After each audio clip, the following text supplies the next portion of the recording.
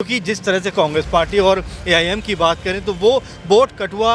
एक तरीके से कहें तो या वोट काटने की जो राजनीति है वो कहें तो ये करते हुए नजर आ रहे हैं, क्योंकि लोगों का भरोसा यकीन जो है वो आम आदमी पार्टी के ऊपर पूरी तरह से है। 10, 15, 11 साल से लगातार दिल्ली के अंदर जो आम आदमी पार्टी के लोग हैं, केजरीवाल सरकार है, वो यहाँ पर विकास करते हुए नजर आ रहे हैं। और लोगों का भी यही रुझान था कि जिस तरह से अब तक अरविंद केजरीवाल ने काम किया है उस काम को वो वाकई सराहते भी हैं। उस काम को कि जो मुस्लिम वोट यहाँ पर बटेगा उसका नुकसान तो ज़रूर है, लेकिन फिर भी अगर हम आम आदमी पार्टी के लिहाज से देखें तो जो 10 साल के अंदर उन्होंने काम किए हैं वो उन कामों को लेकर जा रहे हैं कि भाई इन कामों के नाम पर हमें वोट दीजिए, इन कामों के नाम पर हमारा जो है आप कह सकते हैं चुनाव में हमें जिताइए, हमें सत्ता में लेकर आइए। और यही बात है आदिल अहमद से जब मैं बात कर रहा था, युवा और एक यंग चेहरे हैं और जिस तरह की पॉजिटिव राजनीति की बात वो कर रहे थे। देखिए आज भारत को इस तरह की राजनीति की ज़रूरत है जहाँ पर लोग एक साथ मिलकर रह सकें, लोग एक साथ कहीं ना कहीं जुड़ते हुए नज़र आ सकें। अगर ऐसा होता है तो ये वास्तव में आप मानकर चलिए कि जो मजबूती है आम आदमी पार्टी की वो बरकरार रहेगी। लेकिन अगर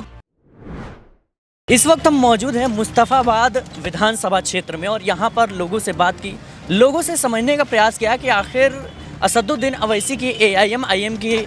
पार्टी के जो उम्मीदवार हैं ताहिर हुसैन, जो दिल्ली दंगों में आरोपी भी बनाए गए और जेल में बंद है, क्या वो आम आदमी पार्टी के आदिल खान अहमद का जो वोट है उसको काटते हुए नजर आएंगे, या फिर कांग्रेस पार्टी के मेहदी हसन वो यहाँ से कामयाबी हासिल करते हुए नजर आएंगे। भारतीय जनता पार्टी ने भी दिग्गज नेता मोहन सिंह बिष्ट को टिकट दिया है, लेकिन ग्राउंड पे हमारे सहयोगी अमन जी ने लोगों से बातचीत की, उसमें महिलाएं भी शामिल थी, बुजुर्ग भी थे और तमाम युवा साथी भी थे। लेकिन इनसे समझने का प्रयास करेंगे कि इस मुस्तफ़ाबाद सीट पर जीत किसकी होगी, क्योंकि ये सीट काफ़ी ज़्यादा संघर्ष करता हुआ नजर आया था। 2020 के विधानसभा चुनाव में यहाँ पर दिल्ली दंगे भी हुए थे, जिसकी वजह से असदुद्दीन अवैसी यहाँ पे सिंपैथी के तर्ज पर वोट मांगते हुए नजर आ रहे हैं। वहीं विकास कार्यों के तर्ज पर देखा जाए तो अरविंद केजरीवाल की आम आदमी पार्टी भी अपनी जनसभाओं को संबोधित कर रही है और वोट मांगती हुई नजर आ रही है। बड़ा सवाल यह है कि असदुद्दीन अवैसी ने 2 सीटों पर ओखला विधानसभा क्षेत्र में शिफाउर रहमान को टिकट दिया है और मुस्तफ़ाबाद से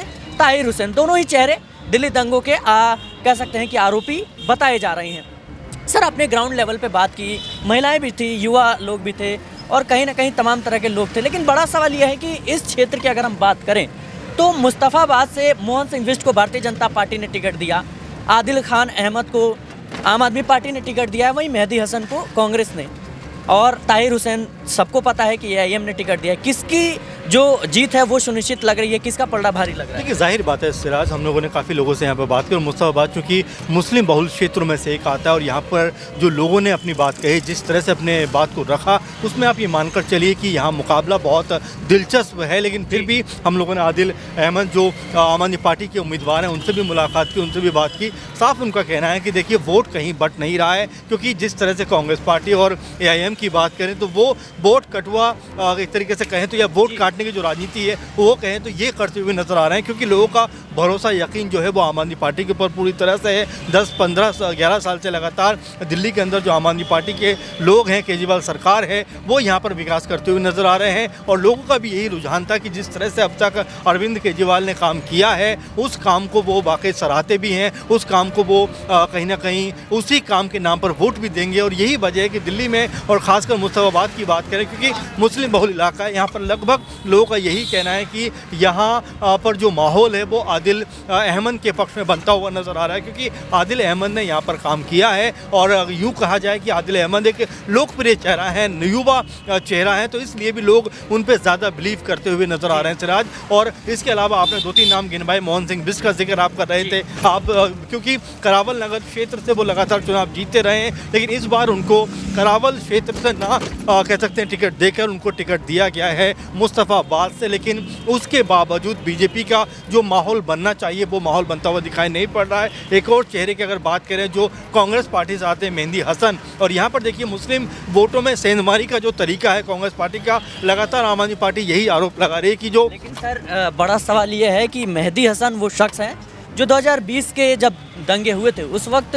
मुस्लिम जो लोग हैं उनके समर्थन में आए थे और उनको लेकर यही कहा जा रहा है कि मुस्लिम वोटर्स पर उनकी नज़र है और कहीं ना कहीं वो आम आदमी पार्टी को बड़े पैमाने पर नुकसान पहुंचा। देखिए जाहिर बात है, यही बात मैं आपसे कह रहा हूँ कि जो मुस्लिम वोट यहाँ पर बटेगा उसका नुकसान तो ज़रूर है, लेकिन फिर भी अगर हम आम आदमी पार्टी के लिहाज से देखें तो जो 10 साल के अंदर उन्होंने काम किए हैं वो उन कामों को लेकर जा रहे हैं कि भाई इन कामों के नाम पर हमें वोट दीजिए, इन कामों के नाम पर हमारा जो है आप कह सकते हैं चुनाव में हमें जिताइए, हमें सत्ता में लेकर आइए। और यही बात है, आदिल अहमद से जब मैं बात कर रहा था, युवा और एक यंग चेहरे हैं और जिस तरह की पॉजिटिव राजनीति की बात वो कर रहे थे। देखिए आज भारत को इस तरह की राजनीति की ज़रूरत है जहाँ पर लोग एक साथ मिलकर रह सकें, लोग एक साथ कहीं ना कहीं जुड़ते हुए नज़र आ सकें। अगर ऐसा होता है तो ये वास्तव में आप मानकर चलिए कि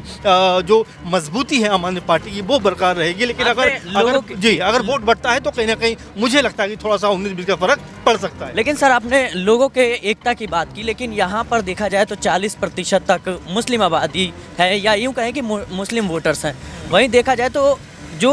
गढ़वाली वोट बैंक है उसका भी काफ़ी ज़्यादा यहाँ पर प्रभाव देखने को मिलता है। इसी को देखते हुए कहीं ना कहीं मोहन सिंह बिष्ट को करावल नगर से टिकट काटकर यहाँ से मुस्तफ़ाबाद क्षेत्र से उतारा है। क्या लगता है आपको कि जो गढ़वाली वोट बैंक है वो कहीं ना कहीं आम आदमी पार्टी के साथ रहेगा, या फिर भारतीय जनता पार्टी ने मोहन सिंह बिष्ट पर दाव खेला है, ये काम जो है कर जाएगा? देखिए काम कर जाएगा ये अलग बात है, लेकिन जिस तरह से अब तक चुनाव में जीतते रहे थे करावल नगर क्षेत्र से, उनको हटाकर मुस्तफ़ाबाद लाने का कहीं ना कहीं निगेटिव जो असर है मुझे ऐसा लगता है सिराज वो पड़ता हुआ दिखाई पड़ रहा है। क्योंकि अगर करावल नगर क्षेत्र में वो चुनाव लड़ते तो कहीं ना कहीं उनके पक्ष में एक माहौल बनता, लेकिन जब से उनका नाम निकल कर आया कि भाई उनको मुस्तफ़ाबाद से टिकट दिया जाएगा, करावल नगर से चुनाव नहीं लड़ाया जाएगा, एक निगेटिव जो माहौल है वो बनता हुआ नजर आया। खुद मोहन सिंह बिष्ट ने इसका विरोध किया कि भाई ये जो चीज़ हो रही है गलत हो रही है, मैं करावल नगर क्षेत्र से चुनाव लड़ूंगा, अगर ऐसा नहीं होता है तो कहीं ना कहीं बीजेपी को इसका खामियाजा उठाना पड़ेगा। तो कुल मिला जुला कर देखा जाए तो ऐसा लगता है कि मुस्तफ़ाबाद में आम आदमी पार्टी का जो प्रभाव है वो मजबूत दिखाई पड़ता। आदिल अहमद एक नया चेहरा है, हाजी यूनुस से लोगों को शिकायत थी, उनको हटाकर आदिल को टिकट दिया गया, तो मुझे लगता है यहाँ एक माहौल आम आदमी पार्टी के पक्ष में बनता हुआ दिखाई पड़ रहा है। जी बिल्कुल दर्शकों, दिल्ली विधानसभा चुनाव अब ज़्यादा दिन नहीं बचे हैं, 5 तारीख को विधानसभा के चुनाव हैं, और जिस तरीके से मुस्तफ़ाबाद सीट पर एक दिलचस्प मुकाबला हमें देखने को मिल रहा है, क्योंकि तीनों ही पार्टी, खासतौर पर 4 पार्टियों की अगर हम बात करें, AIM हो, कांग्रेस हो, आम आदमी पार्टी हो, बीजेपी हो, तमाम पार्टी के जो चेहरे हैं वो काफ़ी ज़्यादा मजबूत दावेदारी पेश कर रहे हैं। लेकिन कहीं ना कहीं आम आदमी पार्टी का पलड़ा इसलिए भी भारी नज़र आ रहा है क्योंकि अरविंद केजरीवाल के नाम पर वोट पड़ रहा है, और कहीं ना कहीं अरविंद केजरीवाल जिस तरीके से तमाम, चाहे वो बुजुर्गों के लिए हो, महिलाओं को लेकर हो, युवाओं को लेकर हो, कहीं ना कहीं सबको साथ लेकर चलने की बात कर रहे हैं, सबके लिए योजनाएं ला रहे हैं। हालांकि चुनाव के बाद देखेंगे कि उन योजनाओं पर कितना काम होता है, लेकिन कहीं ना कहीं अरविंद केजरीवाल की राजनीति यहाँ पर रंग जरूर ला रही है। वहीं बात करें असदुद्दीन अवैसी की, तो वो भी इमोशनल कार्ड खेल रहे हैं। इमोशनल कार्ड कितना काम आएगा ये तो चुनाव नतीजे जब 8 फरवरी को आएंगे उस वक्त हम देख सकेंगे। फिलहाल के लिए इस प्रोग्राम में इतना ही। देश और दुनिया की तमाम खबरों के लिए बने रहें नेक्स्ट 9 न्यूज़ के साथ।